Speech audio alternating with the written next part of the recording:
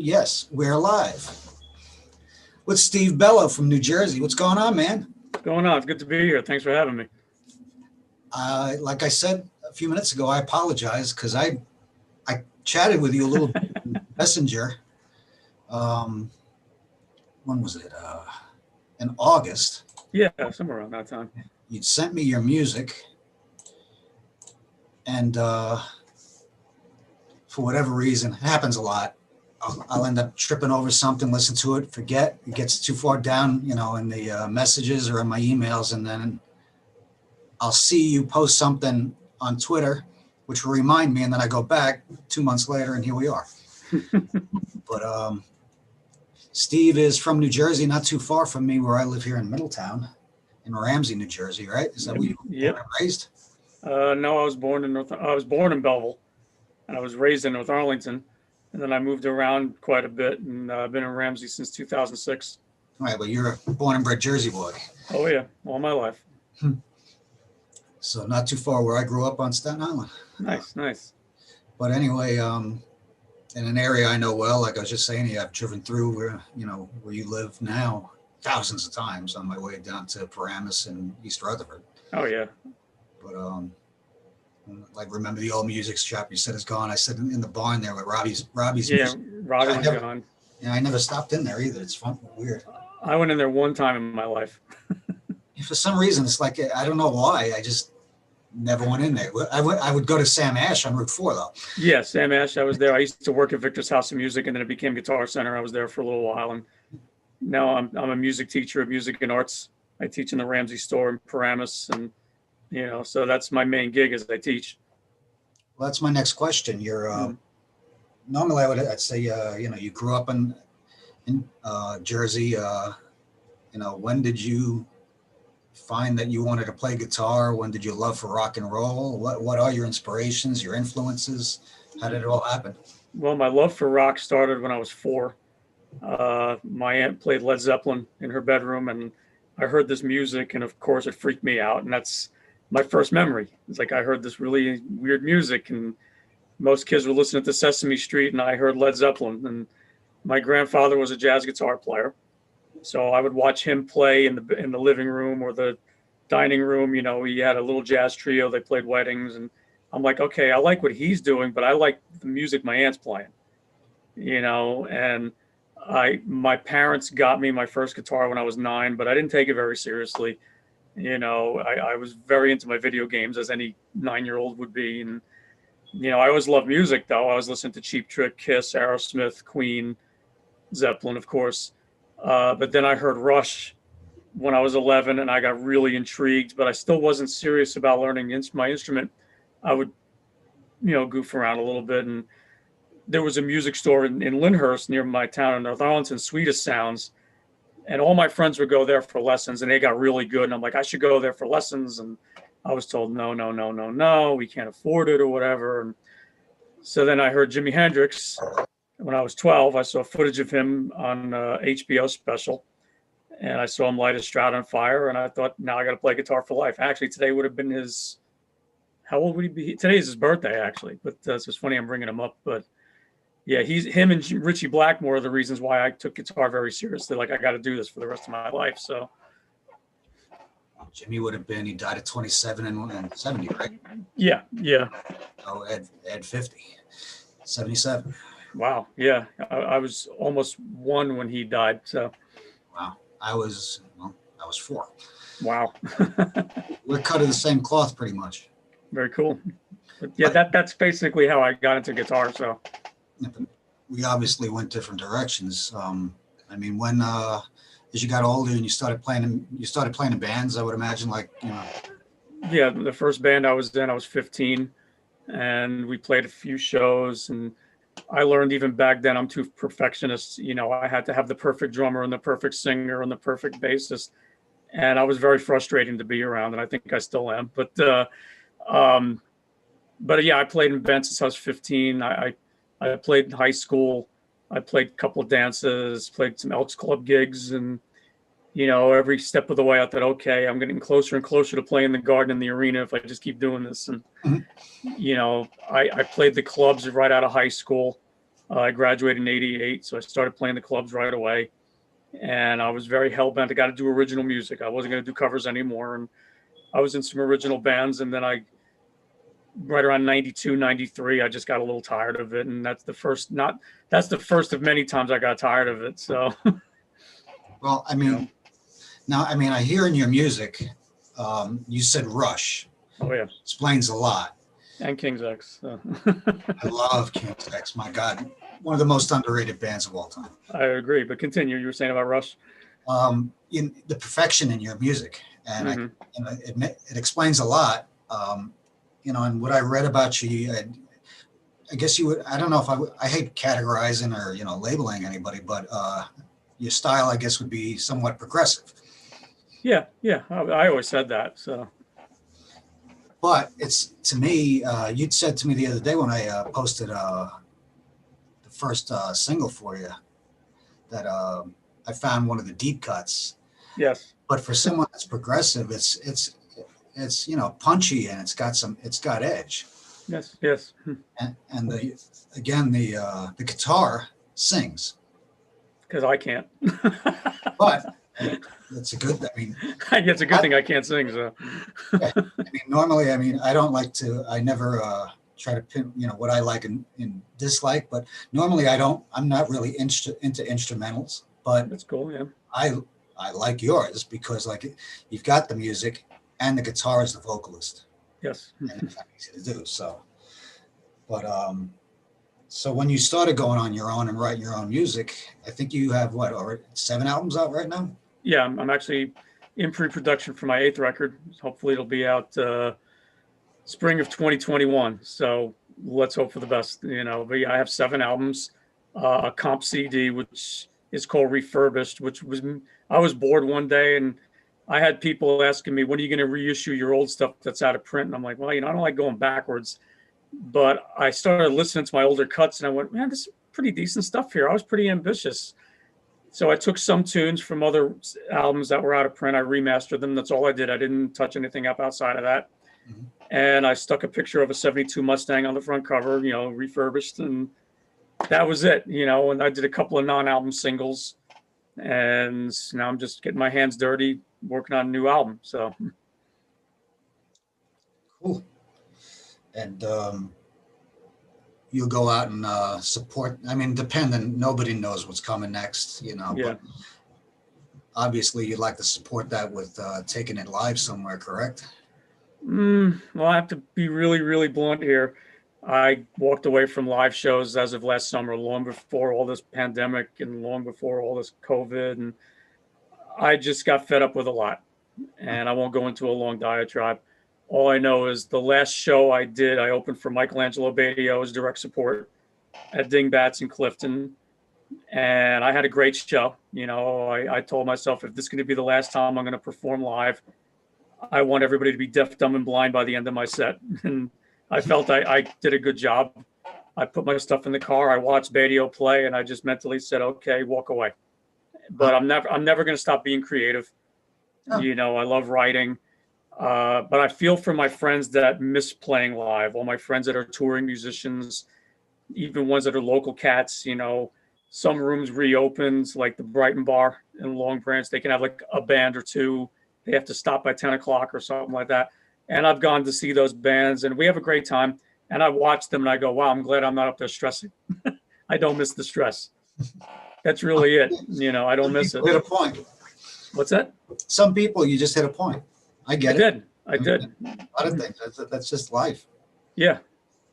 But I mean, I know, everything you obviously you've lived through it all at the same time periods, growing up through the 70s, the 80s, peak and pinnacle. We've seen it all, but what would you say the health of the live gig scene in New Jersey is, Bergen County, that area, where it's really saturated? Well, I have to be careful how I answer you. Okay. There's a million cover bands. I was in one for 4 years and I had fun, but like anything else, it got old. Right.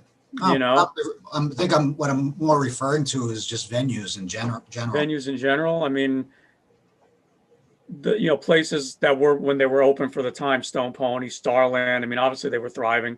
Mm. But then you had the smaller rooms that I consider like the cult classics. Again, the Brighton Bar. That's one of my all-time favorite rooms. I love that room. Even when I just sit there to have a soda and watch a band play, it's I love that room. I love the vibe. Um, I'm trying to think where else. Dingbats, they were reopened for a little while, but they had to be shut down again. Definitely a cool vibe. Uh, there was Mexicali and Teaneck. Now it's called the Debonair Music Hall.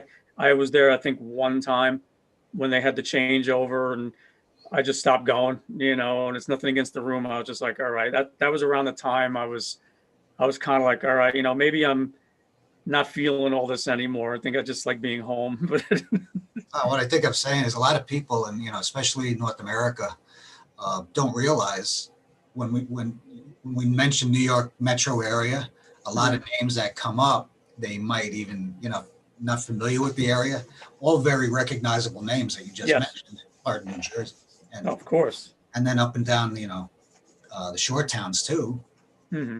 just everywhere.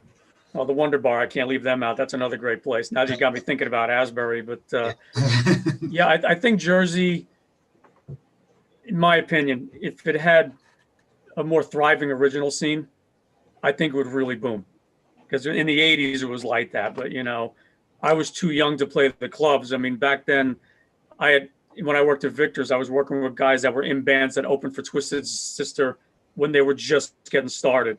They were opening for Zebra, and they were opening for Anthrax, and they were opening for all these bands. I'm like, I missed all that, So if I can have those days come back for me, and I could say I got to open for so and so, and they wound up to be a huge band, that's great. I'd like to be one of those huge artists, but you never know. Hindsight's 2020. Yes, exactly. It's easy to look back and say, "Wow, I wish I was there," but had it not been there, and it doesn't matter. Yeah, you don't realize if you're capturing lightning in a bottle until years later, and you go, "Wow, we really had it pretty good, didn't we?" So exactly, it's already been made. But again, you touched on something, and it's something we talk about quite a bit because I didn't know that you're friends with Abby K. Yes. I was on Twitter as always, and on the side they always have like a recommended for you or you might want to follow. Mhm. And I saw this. I was like, okay, Abby K. What the heck? I try to give people chances. I click on it, and she had a 5-string bass, and I went, okay, I'm a sucker for 5-string bass. I'm a sucker for female bass players. Everybody knows that. So I clicked on her music, and I thought, oh my gosh, she can really play. Yeah. And she can sing. She's 5 feet tall. I was just like, wow. So I wrote her, and I'm thinking she's going to look at me and go, oh my God, here's a 50-year-old guy. He's creepy. Mm-hmm. Oh my, and I'm sure, I hope this doesn't happen. I'm sure she might once in a while. Any female artist worth their salt, unfortunately, gets the lurkers and the creepers. And, and I wrote her, and I just said, I just want to say that I thoroughly enjoyed what I heard. You're fantastic. And then we just started following each other, and then on Facebook, and then YouTube, and I'm friends with Dave Russell at Spectraflex. So I wrote him, and I said, you got to check this girl out. And he wrote back, I'm getting in touch with her right now. And she got a deal, and then she says, are you going to NAMM? And at the time I was like, nah, I'm not going to be able to. And then Ivan has sent me stuff, and they're just like, we want you at NAMM. I'm like, I guess I'm going. So I went this past January, and I met Abby. She gave me her shirt, and, her parents are incredibly supportive. I mean, she's got a fantastic support system. She's a doll. I love her. She's great. She's fantastic. I'm so glad she's doing so well. She makes a post, and boom, it takes off like a shot. And I'm so proud of her. I think that's fantastic. Abby followed. I mean, I don't want to get too far away from you, but it's the connection that had you not followed Abby, I probably not would have. We started interacting. I mean, it's all interactive. Yeah, we're supposed to do this. Yeah, it's like 6 Degrees of Kevin Bacon. But she followed Keep Rock Alive. Yes. I think realizing, what the idea is supporting young artists. And I recognized the talent in her back then. And that's 2 years ago now, pushing 2 years ago. But her and another young kid, Griffin Tucker, were the first two people I have ever interviewed. I think you probably saw it. Or at least I did, yes. And I mean, I've never ever sat in front of a camera before then. So Wow. I just want to do, like I told you, I just want to do something different. I mean, I've always thought of these things, but I don't even like I tell everyone taking my picture, but it's cool seeing that you recognize that um, this kind of all goes together. And you mentioned it before, you don't want to talk too much about, like cover bands, but I'll ask your opinion is, um, it's what I think personally partially hurts new rock and roll or the new artists is, let's say, Yeah. like you said, you have a headliner, whether they're from the past or, semi-relevant new on their way up, just below top tier. And you got the venues just continuously signing bands that play cover music, cover songs. And especially who knows what's going to happen, next year, following year with, Yeah. we don't know what the loss of stages is going to be. What are these kids like Abby and just about anybody else that I post on Twitter is with original music, other than social media and digital platforms, you're going to basically have to beg to get stage time, and it's going to change the dynamic. And like you said, I mean, it was already bad as it was. They'll book a cover band like anything to just keep the bar going, is what I say. People I want get to it. drinks. That's really what it comes down to. Yeah, I mean, I totally get it. It's like, again, I'm very blunt, but at the same time, I want to be careful on how I'm going to put things. When I was in the cover band, I had more attention paid to me. Oh, you're in that band. The name of the band was Mary's Basement. Oh, you're in Mary's Basement. I was like, yeah. What else do you do? Oh, I got my own band. What's it called? Steve Bello. Oh, I'm like, well, Led Zeppelin was taken, so that was the next best thing. And people get kind of weirded out when I tell them I'm doing original music. I have albums out. I have endorsements. I've toured. And they're like, oh, but what do you cover in Mary's Basement? That's all they want to talk about. And a part of me was just like, don't get frustrated, because their lives are basically, okay, we're working 9 to 5. We hate our bosses. We probably get into fights with our husbands and wives and girlfriends. And, the dog crapped on my bed. I'm just in a really foul mood. I got to get out of the house to see a band. The last thing these people want to do is sit there with their drink and go, what the heck am I listening to? I have no idea who this is. So that's why cover bands thrive. And I totally get it. Safe. And people, it's very safe. And people that saw me in Mary's Basement, they'd be like, oh, yeah, you're playing Starland. I want to go see you play, or you're playing Stone Pony. And they'll be like, oh, my God, you're so different than the cover band. I'm like, well, yeah. What did you expect? They're like, it's really heavy. Yeah. I mean, with Mary's Basement, I got them to cover Sabbath. Once in a while we throw in a Van Halen tune, Ozzy, but most of the stuff was kind of pop. I get it, because it's people our ages that just want to dance the night away. They want to hear the Monkees and the Partridge Family and, all that stuff. And then you throw War Pigs and the people kind of go, oh, God. And I'm sitting there going, this is what you should be liking, man, and so, yeah, when it comes to original music, I think the older people get, the more scared off they are by it. But I noticed it's a lot of the younger people that, like my students, for example, I never sell myself to my students like, hey, when we're done with this lesson, go on stevebellomusic.com and check out my albums. Their parents will go on, and it's not like I cursed on my site or anything, so they're not going to worry about that. And they're like, oh, my God, we didn't know you can play that well. I'm just like, well, I don't talk about it with my students because it's not my job. But the parents are like, it's kind of weird, but my kid likes it. And I'm like, yeah, it's like Back to the Future. You're not ready, but your kids are going to like it. So I'm a 51-year-old guy that the kids like what I do. So that's cool, Well, good. This is where I want to take you to the next step is your teaching. Yes. And influence. And it's, again, I repeat a lot of things, but they're to me, the things that are important. I call it, rock and roll DNA. Yeah. You're handing it down. These kids find you, or parents, or however it happens. They want to learn how to play guitar, and then whether it's through references or any other way, social media, like the old days, a phone book. Yes. Could you imagine that, a phone? I remember those days. Yeah.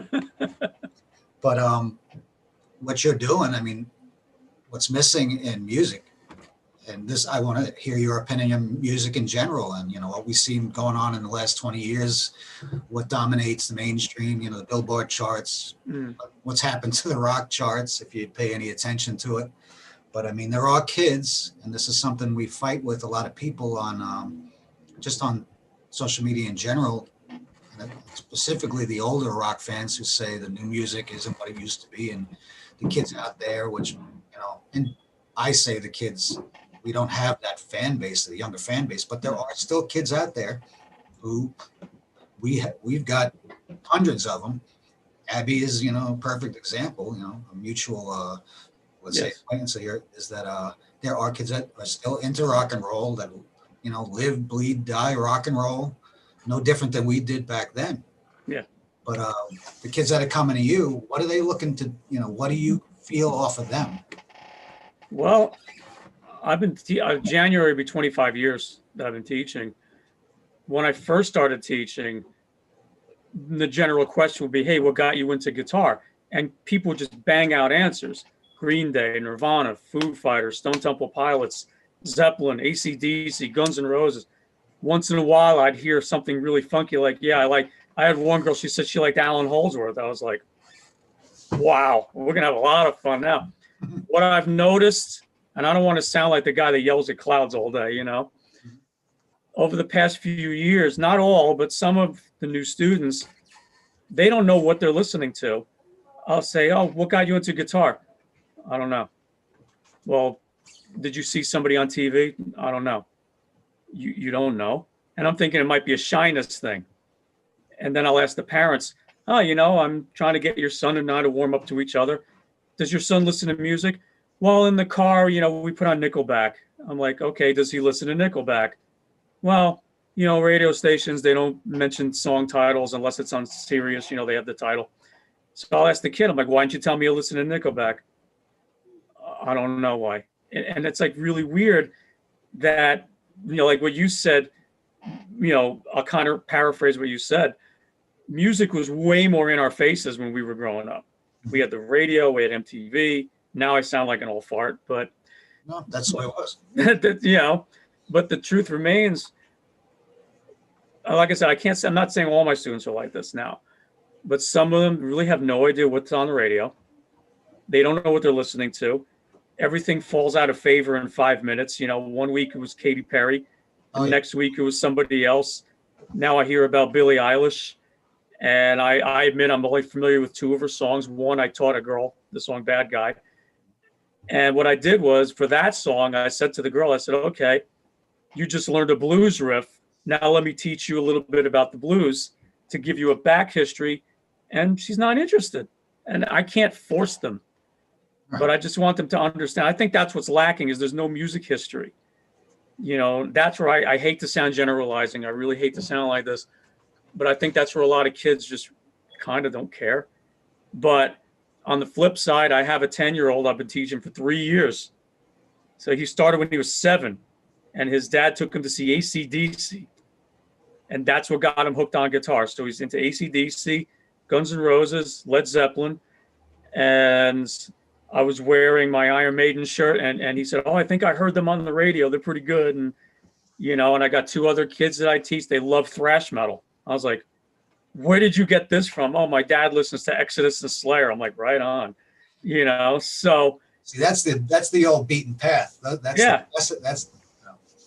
But yeah, it's like, my thought is music is just not as important these days. Something, Steve, you say, like you teach. Yeah. And something else we haven't covered a lot yet, but I mean, it's out there and spoken about is, look at the schools today. Yes. It's less and less in the schools. Mm-hmm.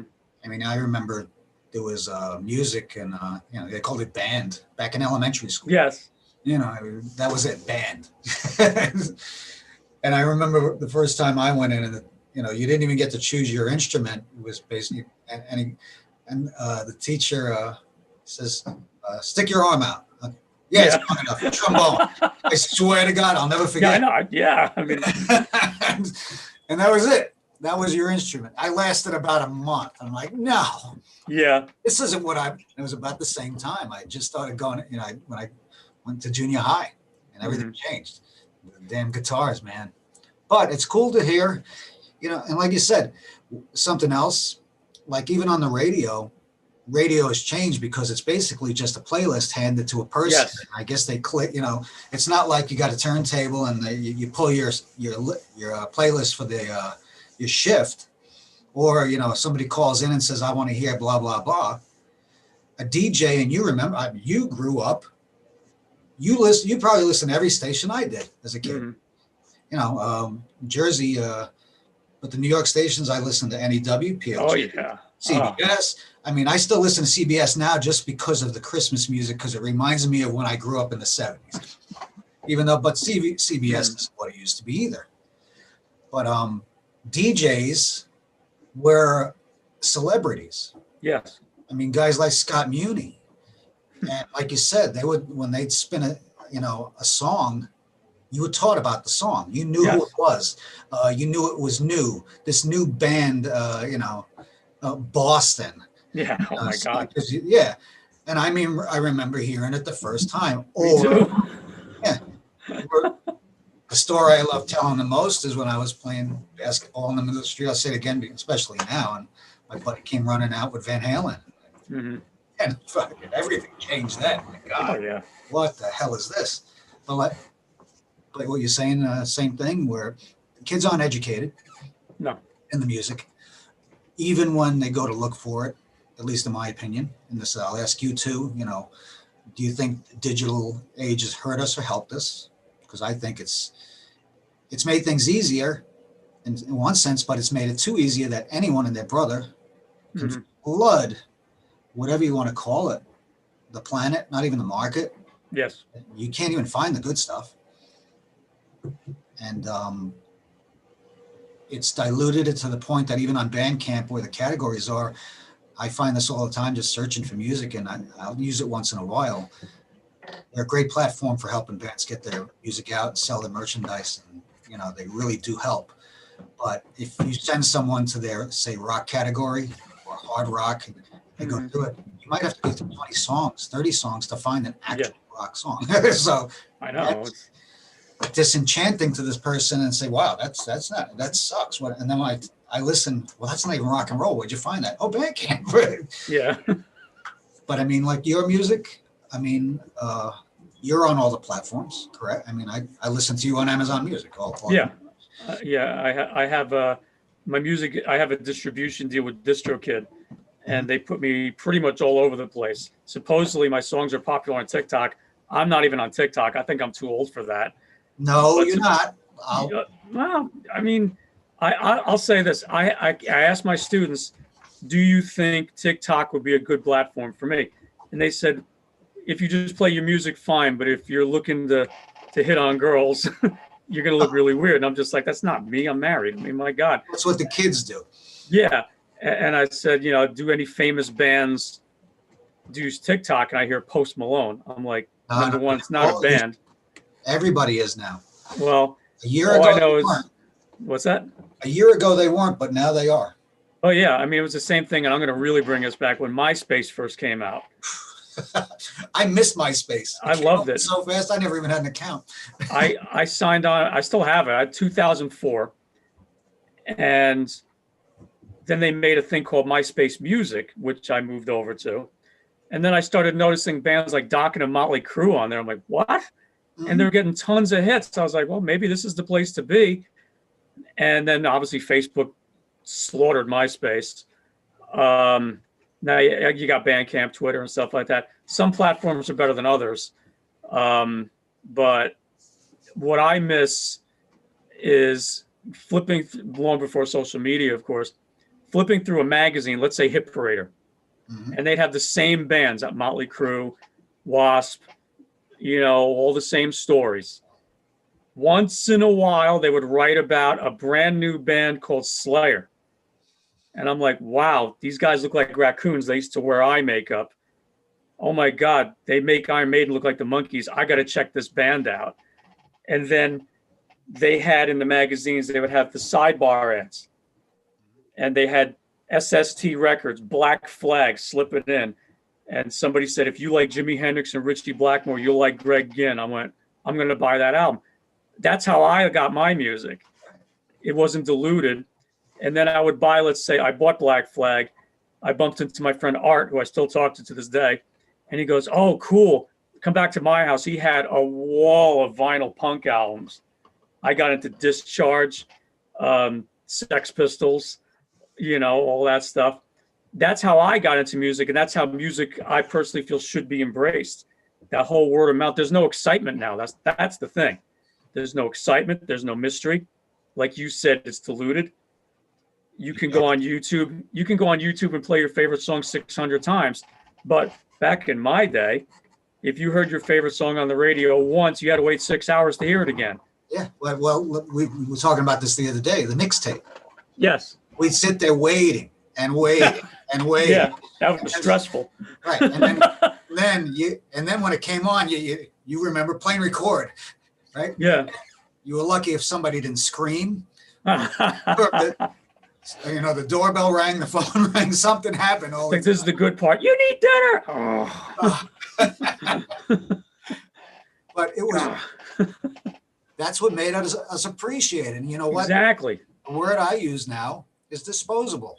Yes. Music is actually like anything else. It's literally disposable. A song can come and be a hit this week and completely forgotten in 30 days. Yeah. Exactly. The staying power, and if you don't hit the time right, it's even made people question that I talk to a lot of bands and artists, when's the right time to release a song? Steering away, again, albums, I personally think are, and I want your opinion is, you got to be careful with an album. You spend a lot of music to, write, record, produce, and release an album. And if you don't play your cards right, it can just be gone. It'll fall right through the cracks. Because there's almost too much information out there, it's hard to sit down and go, okay, what should I pay attention to? So I put out a CD in 2018 called Marblehead. I got tremendous reviews. My friends loved it. The first time I got mainstream radio airplay was July 2018. 3 of my songs were played on WRAT down in South Jersey. DJ, Tom, he reached out to me and he says, if you send me your CD, I will play it on the air. And I said, are you sure it's instrumental? He goes, that's why I want to play it on the air. And I thought, okay, great. Now people are going to hear this. I'm going to sell a ton of CDs. I'm going to sell more tickets for shows. The opposite happened. It got really weird. My CD sales slowed down.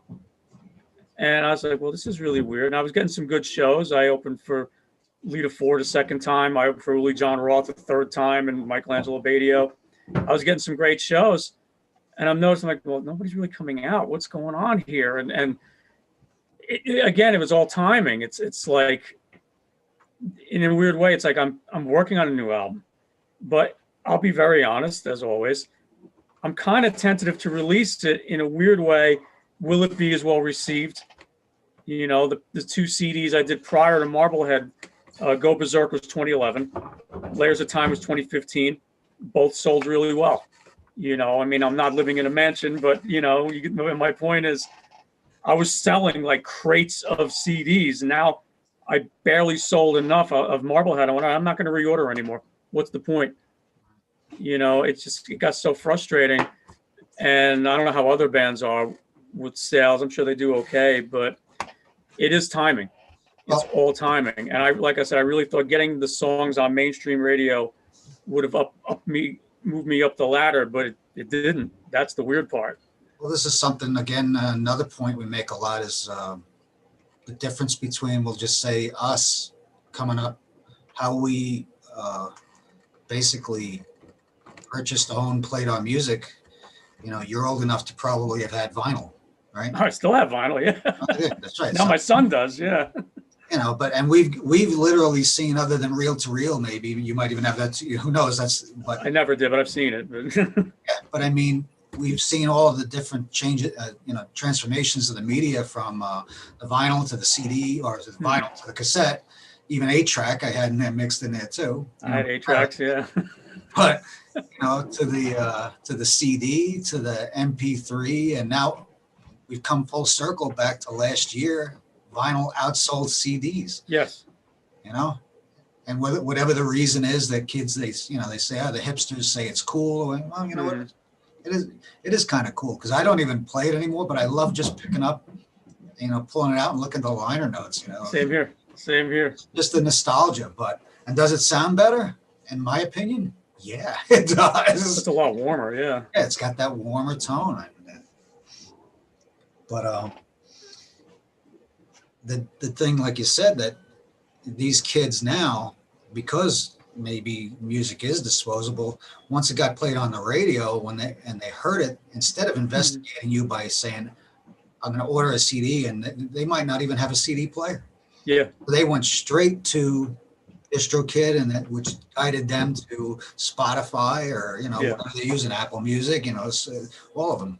Google Play's gone now. What's that? That's YouTube Music now, right? Yes. Yeah. So even they're eating each other up, because now there's just too damn many.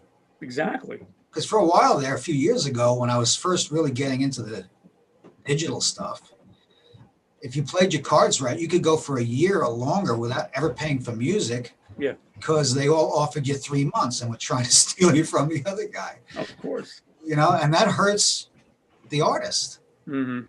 And Spotify, they say, is going broke, and you're making, tenths of cents per play. Mm-hmm. Well, that's true, because, there's so many ways to, basically what I say, steal music. Yeah. And back in the day, it was another thing we talked about. We'd hand a buddy a cassette, and he'd make a copy. Mm-hmm. At least there was at least one purchase. Yes. Now you can go to YouTube and steal the audio. Yeah, I know. Yeah. Well, anywhere, Spotify, you get the free months. If you really want to, you can create your own MP3s or WAV files. There's just ways to do it. That's stealing. I don't care what anybody says. It is. And what's happening is now, I can't generalize, but pretty much people expect things for free now. Yep. They expect things for free. And they also expect the bands to go above and beyond. It used to be, you would be, I'm going to pick Led Zeppelin as an example. My aunt saw Led Zeppelin in '77 at the Garden. She said the two bands that were the hardest to get tickets for were Led Zeppelin and The Who. She says, if you saw Led Zeppelin once, you were lucky. If you missed them, you had to wait a couple of years. And if you saw them, you were lucky. You didn't think, I got to meet the band. I hope they do a meet and greet. I want to sign this. I want to sign that. I want 500 photos. Now I feel like the line between bands and fans is completely erased. And the fans are almost dictating to the bands, if you don't do this, I'm never going to see you again. It puts the bands in this weird quandary, like, oh my God, maybe when we release a CD, we'll put 14 DVDs in it, 5 stickers, a lock of my hair, and 2 tickets to dinner. And maybe that might not be enough. And it's like nobody enjoys the music anymore. Again, purely my opinion, because I'm sure some people are going to comment under YouTube and whatever, the guy's an idiot, whatever what he's saying. It's purely my opinion. I mean, I agree, because it's basically because the world's gotten smaller. Look at what we're doing now. Yeah. You could be in Antarctica right now, and we could be doing this. Hey, I got fans in Antarctica, right? The penguins love me. Right. They're flapping their wings as I speak. So, but and Metallica played there. Yes, they did. Only band those 7 continents. The 7 continents. Hey, if Metallica could do it, I could play there. I hate the cold, but but what you're saying is true, because what's happened is, and you got to blame social media. It's made it very.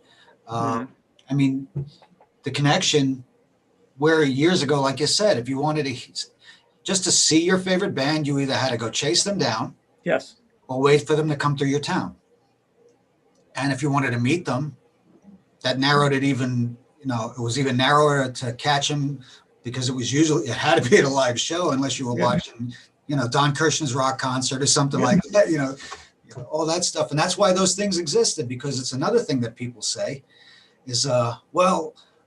You got one thing about people at Fickle, you got half of them say, we need this back, whatever this is. We'll just use MTV for an example. We need another MTV.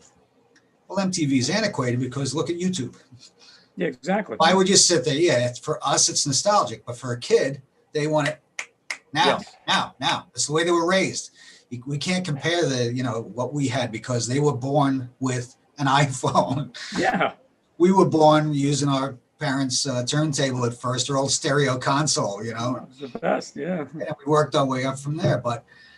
And then you got the other half that say MTV destroyed music. So, and there's nobody in the middle. No. My opinion on that specifically would be without MTV, we wouldn't have had the 80s. No. They Yeah. MTV came out. I just started 6th grade, if I'm not mistaken. Yeah, 81. And that was pretty much the YouTube of our day. There wasn't really no other way. Yeah, it's like, wait a minute. Any time of the day, I can turn on this station and there's a band playing. Mm-hmm. And I swear, I think REO Speedwagon and 38 Special sold more albums because of MTV. True. And then if there was no such thing. But what happened? Avatar was. Yeah, she was video number 2 because the Buggles were number 1. Number 1. But what's interesting is some bands could not translate to MTV. I'm going to pick a really obscure reference as an example, like a band like Foghat. True. They didn't translate well to MTV. They were basically I'm not putting them down. They were an overglorified bar band. Mm-hmm. So a young kid's going to look at that and go, okay, that's kind of cool. But now here's a band called Motley Crue. It's basically an extension of Kiss. They got pentagrams. Nikki Sixx lights himself on fire. The drummer's twirling his sticks. And you're like, I'd rather watch this than guys that look like my dad. Here's a group of guys that, wow, they look really cool to hang out with. So now all of a sudden you had Motley Crue, then you had Duran Duran, you had the Pretty Boy, the new, what do they call that? The new Romantics. That's what they called them. So you had, I think the British, they were a step ahead of us because they were doing rock videos before MTV. So when MTV happened, the British went, well, we have the perfect stuff for you. They had Gary Newman, they had Duran Duran, Adam and the Ants, and of course then you had the joke bands, I call them, like Flock of Seagulls, which were kind of like I can't even compare them to who we have today that are in and out. Every decade has those in and out bands. Then 20 years from now you go, do you remember Flock of Seagulls? Yeah, the guy had hair like this. That's all you remember. Now what's happening again? Our generation is going, oh, music, the 80s were the best music, and every generation says that. My parents still think the 50s are the best music. I have the same argument with my father. Yeah. I mean, what's funny with my dad is he loves Billy Gibbons. Huh. He heard of Billy Gibbons because he was on the show Bones. Oh. He played Angela's father. That was his name on the show. It was Angela's father. So I said to my dad, that's Billy Gibbons, ZZ Top. You've seen their videos. They got the 34 Ford. He goes, that's them. Now he loves ZZ Top. Yeah, he likes Queen. He likes Van Halen. My mom, she's like, oh, well, Buddy Holly, which I like, don't get me wrong. I tip my hat to that. That was great stuff. But she's like that, just like the way you and I are going to be. Let's be honest, music. We had the best music. You remember the good stuff. No one's going to talk about Tarzan Boy from the 80s. No one's going to talk about I Eat Cannibals. That was crap. That was flashes you back. Yeah. You're going to talk about what's that? I'm saying, and even Flock of Seagulls is still a butt of jokes because look at the Geico commercial. Yeah, I know. It's still Rat did a Geico commercial. I'm friends with Juan, the bass player, and I'm just like, you just did a commercial for Geico? And I'm thinking, what's next? Slayer's going to do something for, Kibbles and Bits. It's just like, you got to make money. But I'll tell you what's interesting they hit the billboard again. Yes. My point was, some of my students hear these songs and commercials and go, do you know how to play that? The show Supernatural. I have more students ask me to teach them Carry On Wayward Son because of that show. Yeah, well, Dean is the rocker in that show. Yeah. So there was that. The Queen movie was 2 years ago. I had kids ask me to teach them the little heavy part in Bohemian Rhapsody, Crazy Little Thing Called Love. Bass students want to learn Another One Bites the Dust. So you get these little pockets that I admit my aging black hole of a heart kind of beats and goes, oh my God, you're actually liking this stuff. But I have to keep it in mind that, I'm feeling nostalgic, but I try to move forward. And I can't be the get off my lawn guy. And it's not easy sometimes. And, once in a while I'll have like the one kid I was telling you about, he said, I want to learn Exodus, No Love. I was like, that's a first. And I showed him how to play and he goes, God, I wish you were 16. We start a band. I'm like, I wish you were 50. We start a band. Let's do it that way, But it's like, I have to keep it in check that stuff I like isn't going to translate with the younger generation, just like what I liked, my parents didn't dig. And it's just going to be cyclical. It's just, you're going to have a lot of these people. Oh, the 70s were the best. Disco ruled. Studio 54 was the greatest. That's natural. Yeah, it is natural. It's especially now with everybody stuck at home. I hope there's no second lockdown. But when we had the first lockdown, what did everybody do? They went backwards because you can't go forward. So they're posting old photos. Here's me when I hid behind a mic cable. God, I was 15 with no responsibilities, no kids, no bills. I was great. I was awesome. And I'm thinking, I still am. I just can't hide behind a mic cable anymore. I mean, I'm decently thin, but I try to move forward. That's why I write songs. I had 26 demos. I'm like, I got to keep moving. When I did the refurbished compilation again, I was bored. I was like, you know what? Screw it. Just put this out, wash my hands of it. Now I can focus on new stuff. Oh, and it's going great. I said this once before. You got to be careful that, nowadays, and I think, again, with the change in how people are, things that are acceptable, not acceptable, culture changed, and, rock and roll. We talked about this in like previous installment, the young guitarist who he'd love you. I got to introduce you guys, Nick Stammes. But we were always the finger, rock and roll. But exactly what you're saying, and I said this before, and people got upset when I said this. I said rock and roll, like sex. If it starts to get a little boring, change positions. Exactly. I took shit for that. Yeah. Well, no, what I'm saying is creativity, which is what I think you're talking about, is you don't want to stay stuck in that rut. No. You want to make new. And you see even how many bands have taken flack for this, they've done something so long. We'll say Metallica, for instance, first 3 albums, you get to the Black Album and then you skip ahead to Load and Reload.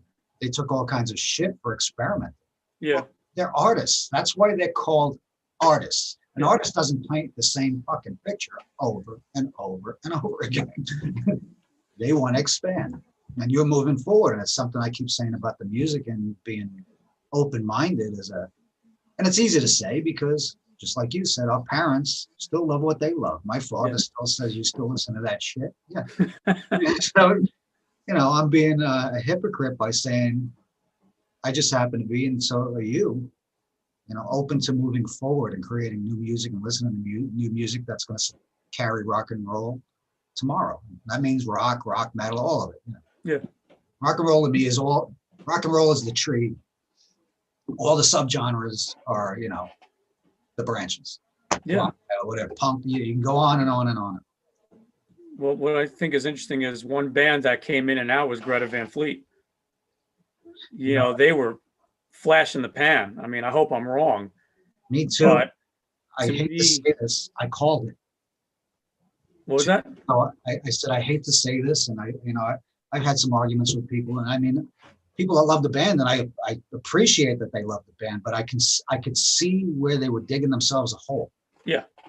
And they jumped right in. And I think I'm probably going to refer to the same hole. Go ahead and tell me what you think. I'm not going to say anything.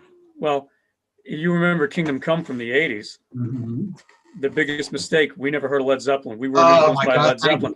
There, you said exactly what I've been saying. That was the thing with Greta Van Fleet. I mean, unless you were born this morning, you're going to say, man, they sound like Zeppelin. And I'll tell you right now, if you're going to start a band, you're going to want to be the archetype rock band, in my opinion, is Led Zeppelin. Mm-hmm. If you're going to start a punk band, you're going to say the Ramones, the Clash. Those are the bands you lean towards. Zeppelin will always be the band that everybody aspires to be. I don't care who you are. And I remember when Greta Van Fleet came out, I told my aunt, I said, check this band out. She goes, they're a little too dangerously close. And I said, you know what? The first Rush album is a tighter Zeppelin album, but it also had elements of The Who, a little bit of Southern rock, a little bit of Black Sabbath. But yeah, the first Rush album is a Zeppelin record. When they got Neil Peart on drums, he said, I'm going to move you over here. And they were almost unrecognizable, but it was so much better. Mm-hmm. And the thing with Greta Van Fleet, and I'm not knocking them, I hope your listeners don't think this. No, you're saying the same thing. Go ahead and say it. That when they denied the Zeppelin influence, mm-hmm. I was like, you just burned yourselves. Wow. And then Robert Plant was just like, well, you know, you have my voice. You know, I mean, Chris Cornell. He has his shriek, the yell, everything. I mean, you know, the thing is, we're talking about them because they did it right. Right. You know, because there's a lot of bands coming out now, and I do try to keep an ear open. I really do.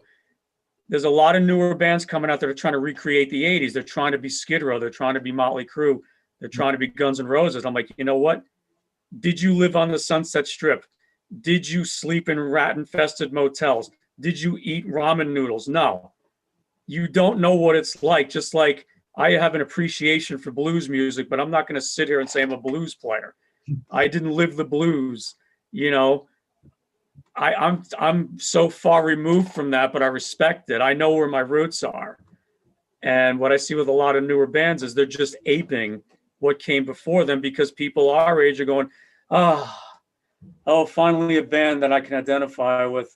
Somebody that sounds like Motley Crue. Thank you very much. This is the problem I have with my music because people hear it and go, I have no idea what you sound like. Because I don't want to sound like anybody. I try not to. I mean, you're going to hear influences. I want people to spot them. I'm not going to spout them out.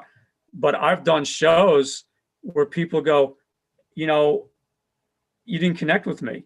I don't know what you sound like. I said, but did you think it was good music? Yeah, I mean, you're a great player. Your drummer's great. Your bassist is great. You flipping the guitar like Hendrix. And I said, okay, you mentioned Jimi Hendrix. Yeah, but you don't sound like him. I don't know what you sound like. You know, maybe if you sounded like Poison, maybe if you sounded like Nirvana, I'm just like, well, go buy those records because I have no desire to remind myself of my high school years. That's why my music sounds the way it does. But that's what blows me away is because I'm sure, you know, you and I and thousands of other people that, you know, are interacting with us on social media and whatever platform it is, could probably all sit in a room and go back to the 70s and 80s, and we would have stories of the first time we heard Eddie Van Halen. Oh, yeah. Nobody sounded like him. It was unbelievable. Exactly. All the bands that we fell in love with back then didn't sound like anybody. Like you said, were influenced by someone else. You could hear, you know, the hints, but EVH didn't sound like anybody anyway. Yeah. Well, I think bands were allowed to experiment and they were groomed better. Well, but continue. It's something else that, you know, again, we could fill episodes of this with these things. It's true. And just the way that, you know, the industry worked back then was, you know, I tell people, if you ever saw the Wonders, that's the way it happened. There was a scout running around hitting the clubs that kind of just got in, and all of a sudden would take the band outside or backstage or into the back of his camper for a bowl of soup, like the movie, and then say, I love you, you know, I know these people, and how about I get you on the radio? They would, you know, eventually sign on prospect. They'd hear, you know, it's like seeing an athlete in high school and saying, this kid's got, you know, he's got talent. Same way they went out as talent scouts and was brought back to the big guys at the, you know, at the label, and they'd sign them, and like you said, groomed. Yes. Now I don't see that now. because, you know, this is something I've learned through the young girl that I help promote myself is you have to go in there before they even look at you and just look at how many big rock acts have been signed by a major label in the last 10 years, the last 20 years. Yeah. You can almost count them on two hands. Exactly. You really, but you have to come in with your fan base We're Mhm. talking millions. Yeah. Presence on social media across the board, X amount of subscribers on YouTube, that they can record you.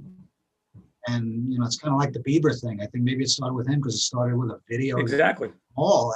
And next thing you're selling millions of records and selling out arenas and then stadiums. Yeah. Because this is something that, let me ask your opinion on this, Yeah. or I'll say this one, I'll do it backwards. All right, go ahead. Yeah. Everybody that says the music industry, major labels destroyed music, I don't think so. I think it's backwards. I said, when the big labels control music, yeah, they made a lot of money, but that's Mhm. but they controlled everything from what we were just saying out in the field to bringing them in to the artwork on the CD and the record, all of it. Everything was done in house. The book was a mega business, right down to the truck driver delivering the record store. Now they don't make any money. They only make money on the tours and through whatever endorsement promotions. But it's not like it used to be where they controlled and made money on everything. So I don't feel that that's what hurt it. I think go back to what Lars said, Napster. Yeah. Really, Yeah. hate him or love him, whatever. He was right, at least in my opinion. Because now complaining about the little bit of money you make on Spotify, well, this is a result of the digital age. This is what we're in now. Yeah. There's a comfort in things being easy, but if it, like you said, if it's too easy, it's too accessible, you take it for granted. Mhm. And the guy that's going to produce my new album, Mike Sabatini, we had a conversation a long time ago, and he said, you want to see people freak out, take away social media, take away the internet, make them go out and actually do things like buy a record, turn on the radio. And I said, that'll never happen. We know it because we can't, it's too late to turn back now. Oh, yeah. My mom would say, you can't put the shit back in the donkey. It's, now it's too easy. And because of that, now I sound really old. Because it's too easy. Don't worry about it. Well, because it's too easy, again, now people, they're entitled. And I really want to be wrong here. I want somebody to actually get in my face and go, you are the biggest idiot I've ever met. You don't know what you're talking about. And I'll say, you know what? I'm man enough to admit when I'm wrong. But whenever, this is one of the reasons why I stopped performing live. I would post about a show and I would make it as simple as possible to follow directions. I'm opening for Lita Ford at Starland Ballroom. I'll pick up one of the dates I remember. Thursday, August 11th, 2016. Doors open 6 p.m. I spelled it out as simple as possible. And I would still get messages. Who are you opening for? Didn't you? I think they do it on purpose. Some do. Yeah. And I'm just like, well, I put it right out there. Oh, we don't have time to read it. Can you tell us? I'm like, what is this, a bedtime story? I'm going to get milk and cookies. Okay, now tonight I'm going to tell you I'm going to open for Lita Ford. Let's turn to page 4. I don't want to be a jerk about it, but it's like, I think it made people lazy. Because it used to be back in the day, here I'm going to say that again, you would put on NEW or whatever, and you would hear, Ron Delsner presents Judas Priest with special guest Iron Maiden at the arena. You paid attention to that ad. I still love it. You got your ass to Ticketmaster. You remembered all of that. You'd see it in the newspaper, Judas Priest, Iron Maiden. Okay, you remembered that. Now it's like, oh, Judas Priest is playing? Huh? Okay, I'll check back in a week. There's a lot of inherent laziness. I'm sorry, and but good. Don't knock yourself for your age, because I joke about it, but I know, but think about it. What we've been able to do, and I said this to the kid that I told you about a minute ago the other night, we've been able to experience, and I'm 54, I've gotten to see groups from all the way back in the 50s that played in the 70s when they became like what the 80s bands are now, going back out again and touring. Back then, they started playing the smaller places. And I remember seeing them all the time. And I don't know if you ever came up here at all in the summers, like to Sullivan County. Have you ever come up this way? No? Well, when you grew up in where I grew up, the big thing was you went upstate in the summer. And that's what we did. We used to go to Monticello Raceway. That's how we eventually ended up racing horses and what, but that's a different story. But back then they used to have rock and racing. Yeah. Summertime, and it was a big resort area. That's where all the big summer resorts were, Catskills. The place was packed, and they had concerts. I saw Ike and Tina Turner. I had no idea who they were. Wow. When I was 5 years old, my parents took me there, but I saw all these bands and Wow. enjoyed it, even though I had no idea. We still got 8mm films of them. And then, through the 70s when I learned to really, because of my father and the Beatles, and then everything else came after that. But still, we've gotten to witness all of them. We're old enough to have seen them back when they were still like in their prime. They might have been the prime, popular in the 50s and 60s, but when we got to see them as kids in the 70s and even into the 80s, they still sounded great. So we got to witness that. The bands of the 70s, the bands of the 80s, everything right to today. Exactly. That's cool. We've literally lived the entire chronology of rock and roll. Yeah. And that's a cool thing. But like you said, we can appreciate, but that makes us appreciate certain things. Mm-hmm. Kids, again, like you said, they're lazy, and if they don't click a notification, they're not going to remember. Yeah. And I've even said this to a few kids that their bands on Twitter, and I go, I'm not that I'm lazy, won't dig, but I tell them the same thing like you did. You made it as easy as possible. I'll go to a band, somebody will say, check out such and such. And I got to scroll, or I'll find the link finally to get your music should be front and center. Yeah. Every time, whatever. And then everything else comes after. But other than that, like, you're on the same page, except I say you're a little rarity that, yeah. I mean, in a good way. No, I agree. Yeah. Our age, that's willing. You're looking to expand yourself, and looking forward. I mean, it's cool. Hearing new music from you in the spring of 2021. Yeah. What I was going to say was, we're here. I am going on about kids. That's a derogatory term, but what was really refreshing about Abby was she was covering Iron Maiden, Motorhead, and I was like, killing it. Oh my God. Now, why can't I meet somebody like this in New Jersey? Oh my God. And I was blown away, and I think there will be a new crop of people like her age bracket. She's got some friends that I've become friends with through social media. One of her friends, her name is Shannon. She's 14. And she interviews famous bands, and I'm not famous, but she interviewed me, so I feel in good company. Now I know who that. She tagged when I said last week about somebody coming in to sit in to grill me, and I want someone to interview me. She tagged her in. Shannon Wilk, yeah. And again, her parents are into the 80s rock and stuff like that, so she's into it. And she actually was working on a paper for school, asking me questions, tell your side of what was it like growing up in the hair metal era. And I said, you're not going to like what I'm going to have to say. And she's like, no, I want to hear it. And I'm thinking, okay, she's 14.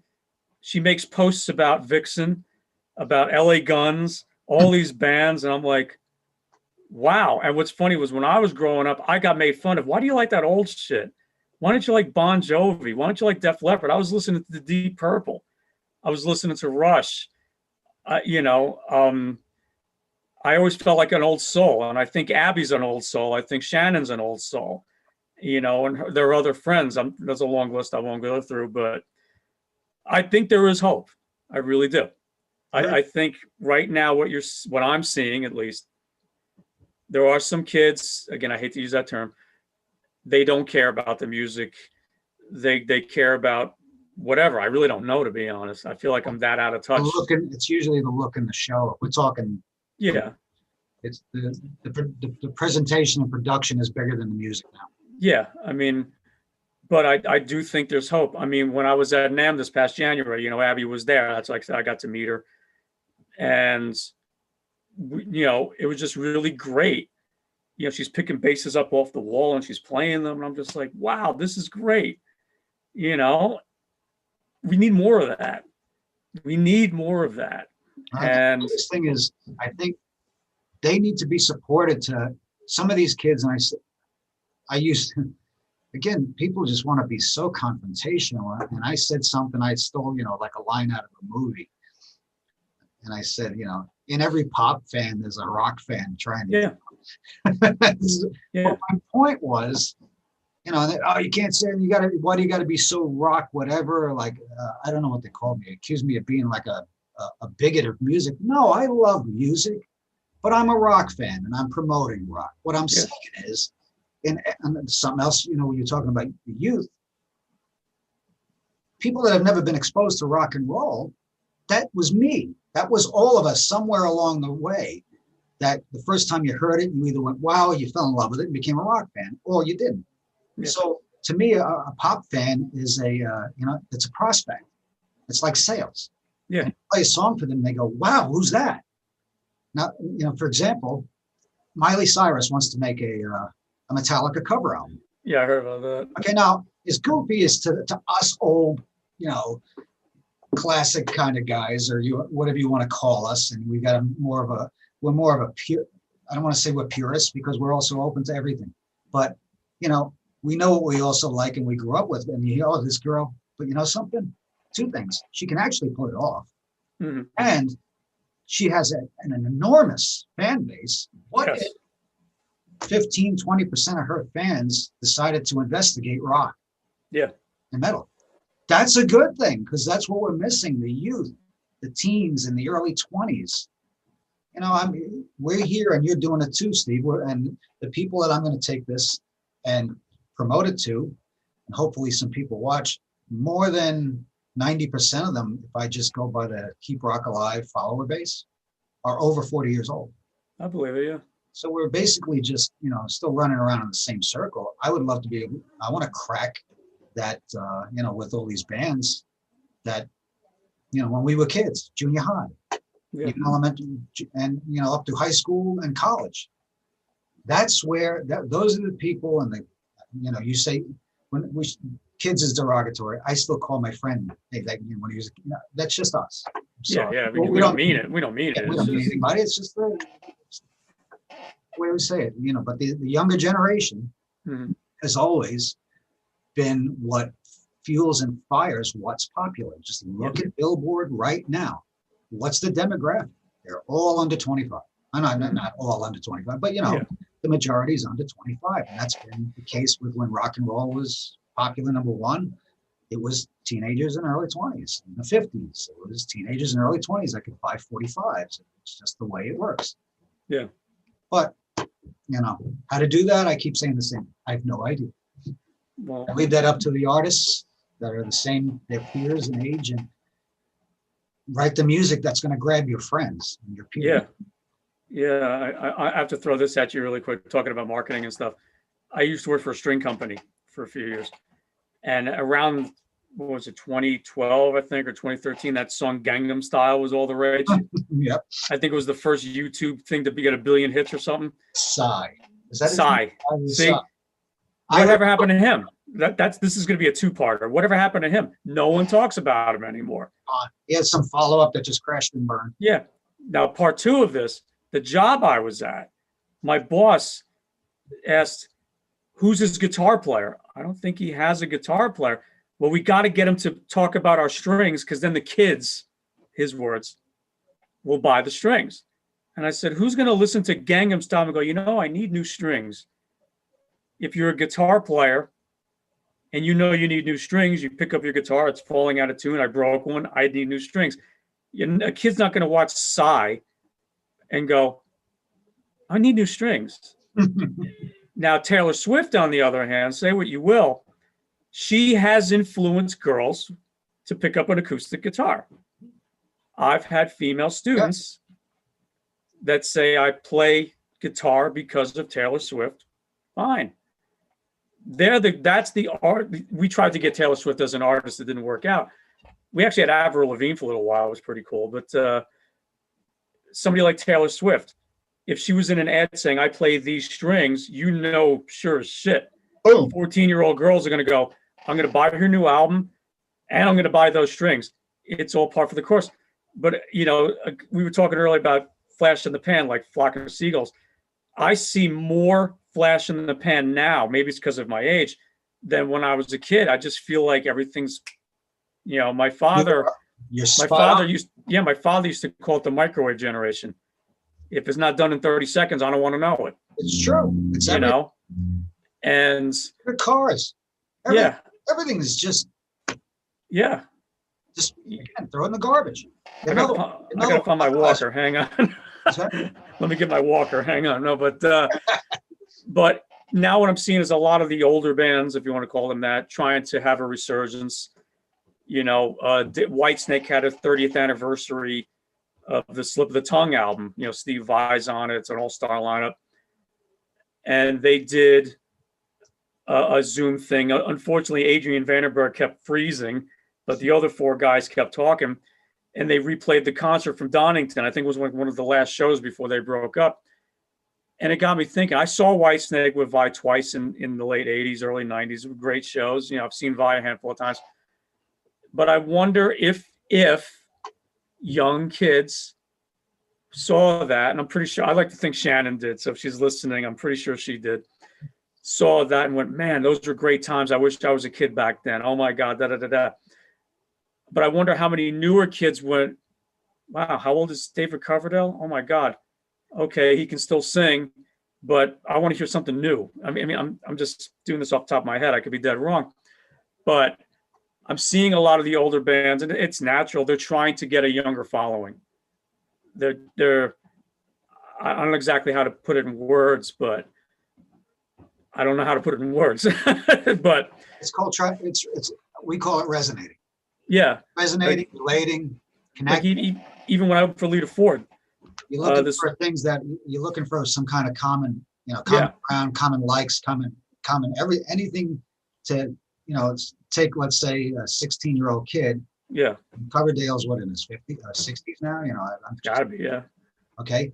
But it's hard because it's almost like you got to look at it this way. What 16-year-old, there's some out there, but I mean, in general, what 16-year-old wants to be caught with his friends or her friends hanging out with their parents? Yeah. I'm sorry, their grandparents. Exactly. And sometimes I forget how old I am. I still got a young mind, but everything else is fucked. Yeah. It's like, what's my age again? They know me at the pharmacy by name now. I walk in. That's how you know it's far. Yeah. Now it's the pharmacy. I know people in there just oh, Mr. Wilson, how you doing? Yeah. How's that sciatica? Yeah. It's like the Rodney Dangerfield joke. I walk past the cemetery, two guys. Yeah. Maybe, and I say this all the time. I say it to Griffin. I said it to Abby. It's all these young kids. I'm living my rock and roll dream vicariously through you now. Mm. I learned enough. I love the music. I'm just a fan. I play guitar, enough to be in a, band just to have fun, as cover bands, whatever. But never on the level. I mean, look at Abby. These kids can play.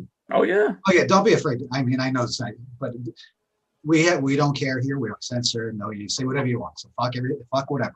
I'm that guy. But these kids can play. Oh, yeah. Wow. And I don't paint them into that just rock and roll corner. These kids can do everything else too. Yeah. That's how good they are. And musicians. They're not playing which one was the one with the actual fake guitar rock band?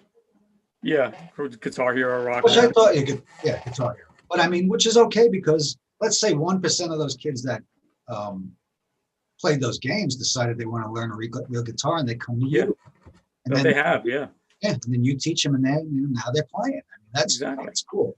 But I can't stand watching the videos that they got a score of whatever million points. And no, that's not guitar. That's not how you play a song. It's like playing Tiger Woods golf on PlayStation, saying, I got a 63. No, you did. That's the old guy in me talking. See, now we're talking like I say my father. Yeah, it's inevitable. Yeah. We go around turning down a thermostat now. I try to turn mine up, but Oh, that's right, because well, if you get the, I'm freezing to death, it goes one way, yeah, but no one else is allowed to touch it. That's the thing. exactly. You super glue it, but I think, yeah, everything comes in waves. Yep. Right now, there's a lull with rock, but I think there's going to be a resurgence. What I hope for, we mentioned Greta Van Fleet before. I mean, yeah, they were too close to the vest with Zeppelin, but we need a band like Zeppelin in the regard that they took the world by storm. I call it I call it the culture changing band. Yeah, that's what we need. You had Zeppelin. I think the last one, sorry, go ahead. No, good. With Zeppelin, Van Halen. Mm-hmm. Keep going. And, when you get into the 80s, I mean, you can kind of hedge a bet. You could say Motley Crue. Yeah. You could say Bon Jovi. He spearheaded what's called pop metal. He did. Nirvana, say what you will. I mean, I'm not a Nirvana fan, but they still made people want to play in rock bands. I think grunge was the last era where you saw kids actually want to be in a band. That's my opinion. You just said the band that I say, in my opinion, is the last band that forced a change right across not just music, but culturally, was Nirvana. Yeah, it was. My problem. Great bands, but not a band that, basically you saw like, they make it to the mainstream media where they become news. Yeah. And Nirvana was that last band. Yeah. I mean, there were better bands. I think Soundgarden on a Band Day were way better than Nirvana. Alice in Chains. I can listen to Alice in Chains. I apologize all the time, but I can just tolerate Nirvana. It's just not my. I'm the same way. I think like even in the realm of metal, I mean, obviously when you think about the metal bands that were the cultural changes, you had Black Sabbath, first album. I would even say Judas Priest, Sad Wings of Destiny was another step up.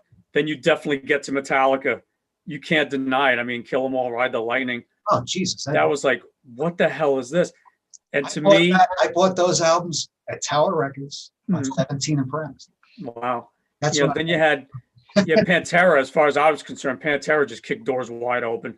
But I'll say this, I'm probably going to get stick for this, but this is purely how I feel. The first band I ever heard in my life where I actually said, I have no clue what they sound like, was Korn. And I loved it. That too, because that was I call it, for me, the dark ages where I just kind of checked out. A lot of people did. I heard Korn. I went, I don't know who they sound like, but I was intrigued by it. I heard Tool and I said, yeah, I could definitely hear a lot of influences. I like Tool. Again, a band like Alice in Chains, you can definitely hear influences. They weren't derivative, but you can hear them. You can identify. Korn made Sepultura go a different route. They even got Ross Robinson to produce, I think it was Roots, if I'm not mistaken. They got Jonathan Davis to sing. That's how influential Korn was, because it was like, okay, first time I heard Nirvana, I was at Montclair State College. I was a DJ there, and we used to get a box every Tuesday of new releases. One of them was the single for Smells Like Teen Spirit, and it was a bright orange cover. And we popped it on, to check for questionable lyrics. And we were like, well, it's not bad. And we immediately said, it sounds like Husker Du. It sounds like the Pixies. It sounds a little bit like Black Flag. I said, it sounds like a sped up version of The Knack. I also heard the riff for Godzilla. To me, it was Godzilla by Blue Oyster Cult, More Than a Feeling by Boston. And Kurt Cobain even said he got that from More Than a Feeling. So I knew what I was talking about. But those bands, we could sit there and go, oh, we hear this, we hear this. I was driving in my car and I heard this music. I pulled the car over. I'm like, the heck is this? And then I hear the Are You Ready? I'm like, no, I'm not ready. What is this? And then it was SOU. That was brand new band Korn with a song called Blind, self-titled album. I ran out and bought it. And my friends are like, Steve, man, you're supposed to be metal, Iron Maiden, Judas Priest. I'm like, this is great. Yeah, there's no guitar solos. I don't care. I was starting to get into 7-string guitar, not totally, and that wasn't until years later. But I'm like, I like what they're doing. They're not playing the guitar. I mean, I love the way Steve Vai plays, obviously, duh. But what Korn were doing was the guitar almost, and I'm probably going to get grief. It reminded me a little bit, the tiniest little bit, of how Robert Fripp would approach playing the guitar, more of a soundscape. than an actual guitar. Like you knew it was a guitar, but they were doing these chirpy noises. They sounded like what Tom Morello did with video game sounds. And I'm like, I like what they're doing. And I'll tell you what, the guys that I've been as were thrilled that Korn spearheaded the 7-string revolution, because before them, they weren't selling 7-strings. You had Steve Vai and John Petrucci. Right. That was it. So the shred heads, I'm guilty, were like, oh, you can only play a 7-string if you're a shredder. Here comes Korn. All of a sudden, it's just like, okay, they tuned down. It's heavy as fuck. It's some cool stuff. I still think they're a great band. I still think they're challenging people, listening. And, I'm probably going to get grief for this, like I said, but because of them, everybody bought 7-strings. Everybody were down tuning. Sabbath got that ball rolling 50 years ago, but. Well, that's the thing about it. Again, what we're missing, or what we need, maybe not missing, but what we need more of is impact and effect. Effect that causes change, and that's a good thing for your music. Yeah, so we don't have that now. We don't have right now. We're not affecting anything. No, everything else is, and this is what something. And we, as a rock fan, you'll catch flack for it. And we get into fights and discussions of you're already saying rock is dead. No, I'm saying rock is flat. It's flat. I mean, yeah. And I'm not saying that the music is bad. Obviously, I'm here fucking promoting as much as I can. I want people to hear these bands. It needs to be noticed, and we want to see it change something. Yeah. Thought process, lifestyle, the way people view whether it's they take it and they use it as a way to shout back, which is what I really want to see, because especially nowadays, holy shit, if there's nothing to shout back about, look around. Yeah. Look at the past year. I mean, yeah. I said this, we look back, I used this the other night where I said, look at 68, 69, rock and roll was two things. It was screaming for peace, and it was also telling everybody to go fuck themselves at the same time. So where is that? Look, and just if there's not a perfect example of what we've gone through in the last 8-10 months, that's where I say I stop. I'm a fan. Mm-hmm. You guys, whoever, write it, and don't be afraid to end up on CNN that this band just fucking pissed everybody off. Yeah, do it. Exactly. When you mentioned the 60s and stuff, I mean, I was born in 69, but that was all natural. I feel like lately Anthrax has a song called Package Rebellion. To me, it's like processed and scripted. Like, we're really angry while we're counting our money. It's like, if you look back like at the Flower Children and all that, and perfect example is Woodstock. We're going to do the 50th last year, which I thought, yes, do it. Be respectful of what it's supposed to mean. Don't turn this into a fucking shit show or a cash grab, which basically Michael Lang did all of the above. Of course, yeah. I mean, I go up there. I'm only 25 minutes. I'm just down the road from Bethel. And I used to race horses at Monticello Raceway right down the road. So I go to Bethel Woods, but I will still at least once a year go down to the monument, and I'll go walk out to where the stage was and look up that hill. And if you love music, and people don't realize a lot of those bands, nobody knew who they were yet. Mm-hmm. All legends now, but that was kind of what, solidified it. We didn't know on the East Coast who Santana was. Yeah. But I look and but one other thing that gets me is I look up over my head and I go to stage. That's what Hendrix played the national anthem, right? That was the best. That was the best. And it just gives me chills. Yeah. But that was all generic, and it just came naturally. Yeah. Not generic, but it just happened. Like, don't try to recreate, let's say, an era. It should come. The kids out there, I want to hear it in the music and hear it especially in the lyrics. But I don't even. I'm even second guessing myself on that now, because I wonder if kids out there nowadays listen to lyrics. I really don't know. I mean, I call lyrics poetry.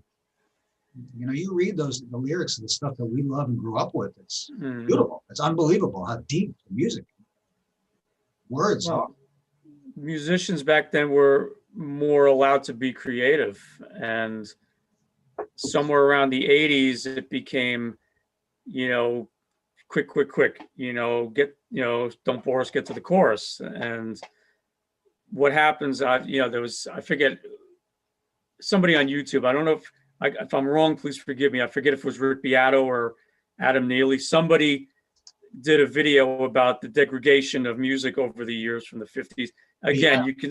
you can sit and argue all day, oh, the 50s had the best, the 60s had the best. But one thing I can't agree with is that the lyrical content, there's nothing there. You know, I get more pleasure reading the back of a cereal box now. I'll put music to that. That's more enjoyable.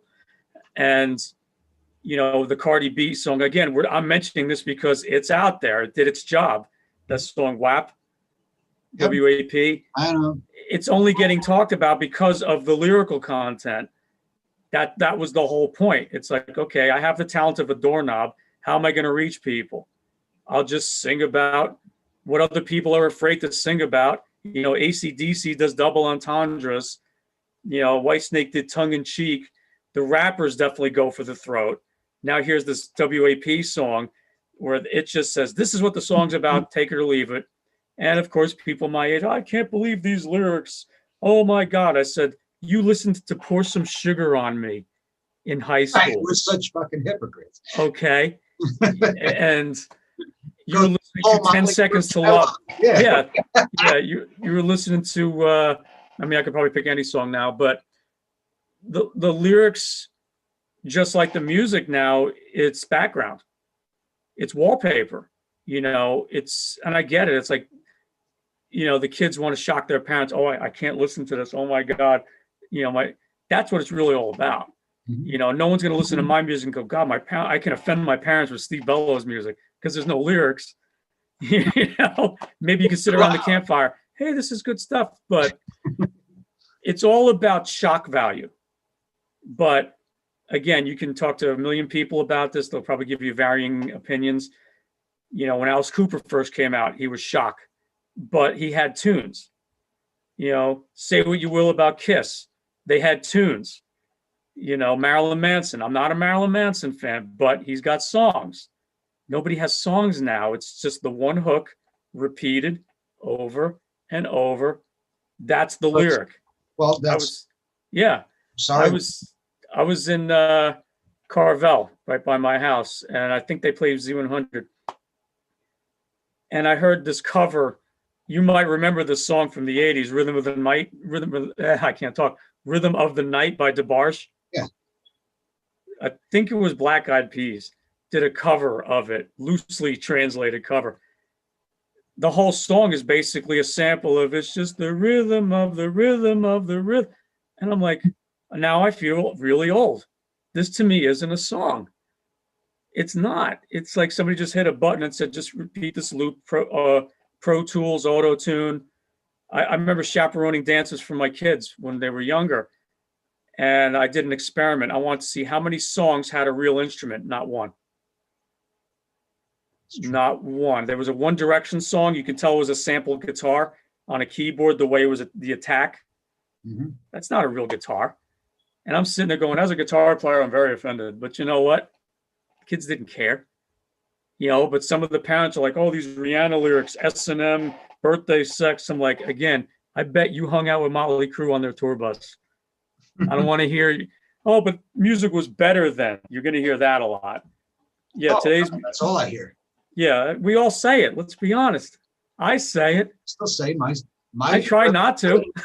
I know. I still love, you know, if I had a pin, you know, my favorite music is the 70s. Yeah, but I see a lot of great music coming out now. And you got to be, and I'm open-minded. I want to see this become the next step in the evolution of the music. Yeah. But what you were saying, that word that escaped me before was not generically, it was organically. That's it. And it just doesn't happen. Like I said, everything's just manufactured. But yes. it's something else we covered the other night, and I put a clip out today about it. Was the Super Bowl, Grammys, American Music Awards, Billboard Music, VMAs, blah blah blah blah blah. Why isn't there any rock and roll? I said simple. It doesn't sell. Doesn't sell. You have to sell advertising. You have to sell 1 second of Super Bowl commercial time for whatever the hell it is. They have to justify that. That's how it works, because the other part is, everybody needs to remember, is a business. And that's it. And money does matter, especially nowadays. Yeah.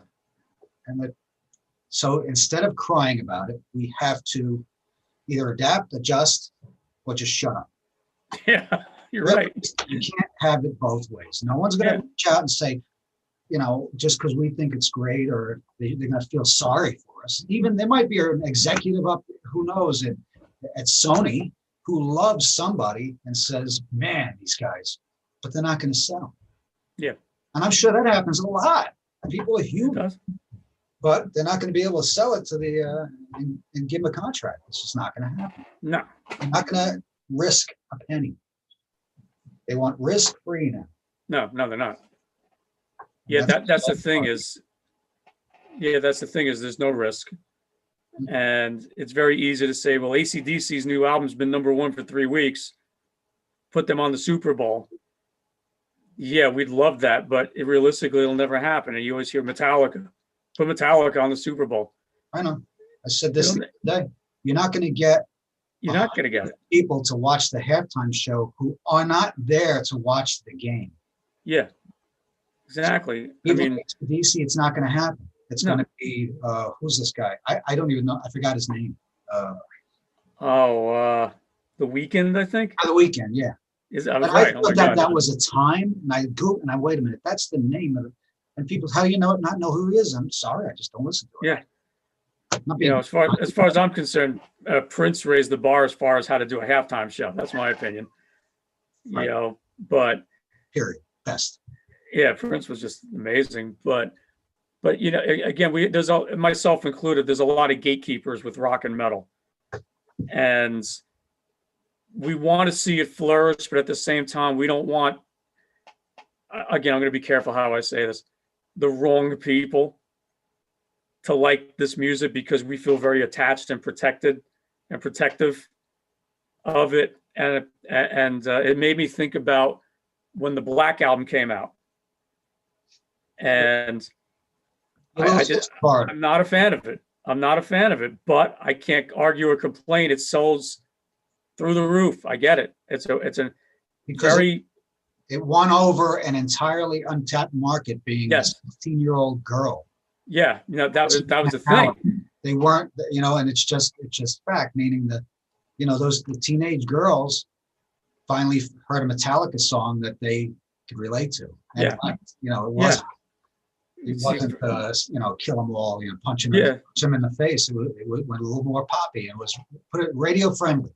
Yeah, I mean, like the story I remember was I used to go to Willowbrook Mall at Funning Games, and we'd all drive up and we'd crank Metallica and Slayer and all that stuff in our cars.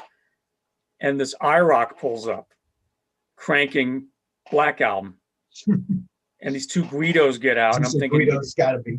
And I'm thinking, you're the same kind of guys that would have beat me up because I love metal. Now they go, oh man, this Metallica album fucking great. This is the best fucking shit I ever heard. Oh my God, and then 10 minutes later they're listening to Vanilla Ice. I'm just like, oh my God, Death Wears Thy Sting. Please give me a band that nobody likes. Okay, Pantera, great, thank you. That's again, I'm being very protective. It's the same thing with Aerosmith. There's pre-Angel Aerosmith and post-Angel. When Angel was the hit in the 80s, everybody were an Aerosmith fan. And Nixon hooked up with Run DMC. Yeah, one of my friends saw Aerosmith around that time. What tour was that? Permanent Vacation? Mm-hmm. He said they did Dream On, which I'm personally sick of, but we can't deny it's a classic. He said people were leaving because they didn't know what the song was. I won't name the show. I wasn't never on the show, but I won't name the show. The DJ actually said, I pay good hard-earned money, play songs I know. I don't want to hear deep cuts. I'm going to go to the bathroom if you're going to do that. I want to hear the hits. I'm being selfish. And if I'm going to see Aerosmith, I want to hear Combination. And I want to hear Round and Round. I want to hear that stuff. And that's what Metallica. I saw Metallica on that tour, the Black Album tour. They opened with Creeping Death. I'm like, okay, into Sanitarium. Then they did pretty much the entire Black Album. I'm like, and then after they did those songs, James Hetfield said, okay, you youngsters can go to bed now because we want to do the old shit. he still does that. They did Whiplash. Yeah, they did Whiplash. They did a medley of stuff off Injustice. They did Fade to Black, of course. But I walked away going, wow, that felt very empty to me. Like, it just felt very Vegas-y. Well, you know what it is? That ties directly in what we were talking about before with cover bands. Yeah. Again, it's familiar, it's recognizable, it's safe, it's what the people, the people, that's what they want. Yeah. And I'm not that guy. Most people are, reach a certain point, and there's a whole article about this thing. I've read part of it, and I get what they're saying. It's musical paralysis, and it does make sense. For me, it was probably 91. Boom, stop. Yeah. And up until 3. I was going to say that because of Nirvana, but I just could not get in. All this, and it was like they flipped the switch on us, like the music just overnight it changed. Yeah. There were a couple of spillover albums that came out that probably would have done much better 3 or 4 years earlier. From bands like Skid Row. Yeah, I thought they were great. Yeah, me too. I found them. I found Slaughter. It was like that transitional period, and then it all was gone. Well, I'm going to ask you a question now. I'm going to turn the tables. What do you think about when people say if grunge never happened, all these bands would have been bigger? No, we mean like the continuing, let's say, the era of the 80s? Well, okay, I'll give you an example. Now I'm interviewing you. I love these. Bands like, I'm going to be honest, I'm not too familiar with these bands musically. I know maybe 1 or 2 songs. Every Mother's Nightmare, Dangerous Toys, Junkyard. There was a band called Wild Side. There was a band called Hurricane Alice. Like these bands I would see in Metal Edge, South Gang. Bands I would see in Metal Edge. They did the flip their hair and do the pouting like Bret Michaels kind of thing. And if it was not for grunge, these bands would have been as big as Bon Jovi and Led Zeppelin. I'm sorry, you needed grunge. Right. Because it was just action. You needed that musical enema. I'm sorry. A lot of that was garbage. I wasn't trying to be rude, but somebody snapped at me a little bit on Twitter about, I said something about Nirvana, and I called it dark. It's dark. It was actually in the interview. I say it out loud, and with the kid the other night, and I said, it was the dark answer to the 80s of insanity. It was, yeah. So I didn't mean it in dark as in, it was just, it was the opposite to the excess and all the, all of that. This was back to like a reality of life, and things aren't as easy and as rosy as they seem. Yeah. The darker side. And I said, the yin and yang, or whatever you want to call it. But for every action, there's an equal or opposite reaction. And this was the opposite reaction for the time, because it couldn't continue anymore. No. It burnt itself out. Everything changes. Like you could say the same thing for the music of the 70s. Had Quiet Riot not been signed, the whole Sunset Strip thing might not have happened. Exactly. They basically walked down the Sunset Strip and signed everybody. Yeah. And would we have seen a Motley Crue? But it happened because it was just, it went from the, what I call, I say there was poetry in the music to just everything goes. Yeah, precisely. And there were little hints of it, in the late 70s, where bands like, especially Van Halen. Yeah. I think they were like the seed. Yeah, I knew a guy years ago. I lost touch with him. His name was Keith. He lived in LA for a time. And he was telling me that at that time, Van Halen were the biggest bar band, club band. And it was only a matter of seconds. And then you had bands like Quiet Riot with Randy Rhoads. He said they would have been next in line, but Van Halen got there first. But when you look at Quiet Riot from the 70s, it was wrong. You know, I mean, you could say what you will. I mean, Rudy Sarzo was a terrific bass player. Randy Rhoads was an excellent guitar player, but it just didn't work. You know, the two of them worked with Ozzy better. And then, unfortunately, we lost Randy. Rudy went back to Quiet Riot, and they got the right drummer, who unfortunately we lost recently, and then Carlos Cavazo, who's still around. Boom, that worked. So there's no telling what, you know, let's say Quiet Riot stayed together as Kevin, Rudy, Randy, and I think the drummer's name was Drew, if I'm not mistaken. Let's say it stayed like that lineup. Would that have broken big? Who knows? Don't know. Who knows? There were, you know, but again, it's just like with any band, you know, bands that fell off the radar, their albums didn't sell. Oh, we could have been as big as Led Zeppelin if Nirvana didn't happen. Loverboy, that's the band I'm thinking of. Mike Reno actually said it on MTV, Nirvana killed my career. I'm like, you. That's like, let's I'm say, sorry. if I'm the Tampa Bay Rays, that's like saying, well, we would have won the World Series had not the Dodgers won. Yeah. What does that mean? Yeah, if the sun wasn't in my eyes, I would have made that catch. It's like, yeah, you got to make the play. You know, but that's yeah.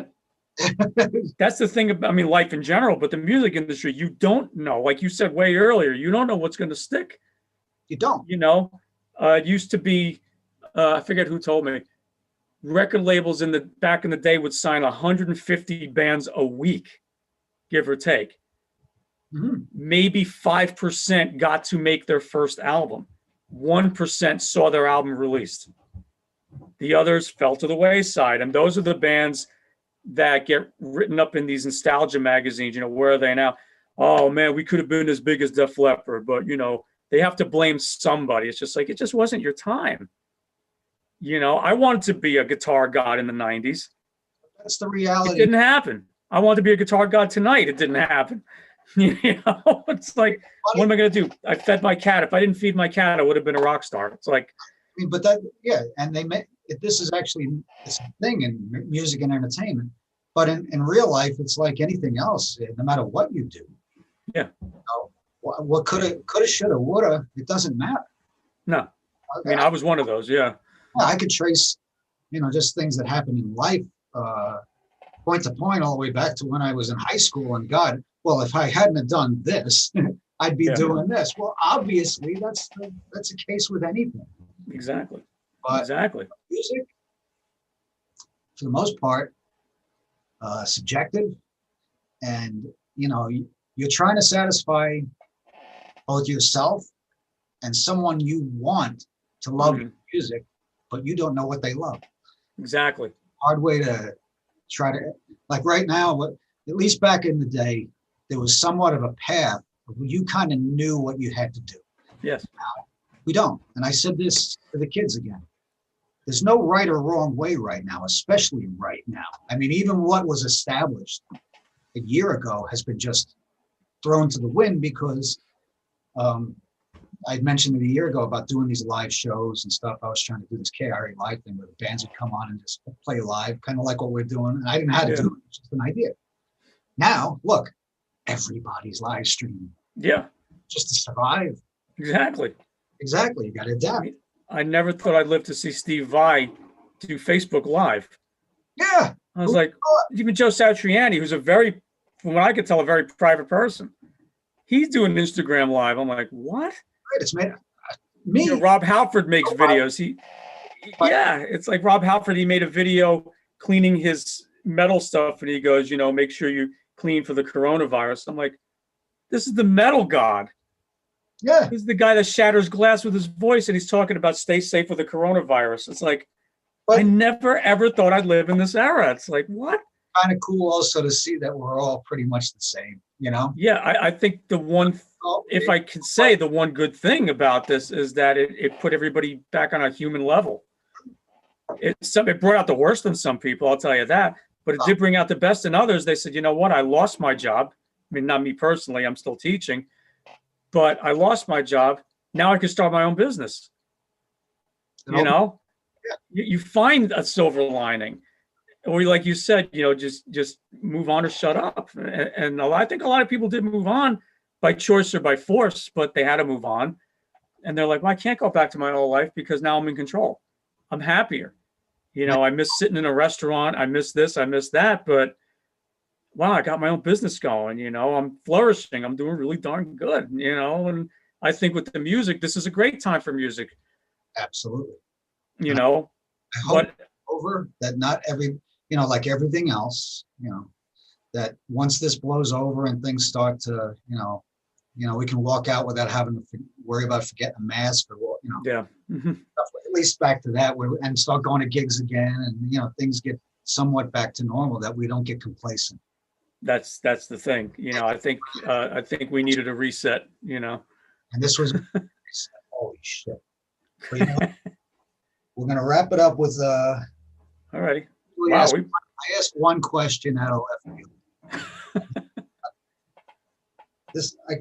You were tougher, so I said I'm just going to use the one I used the other night again. You've been around a long time, but if you could collaborate with one person, living or gone, who would it be? Man, I could pick so many. I mean, Tough one.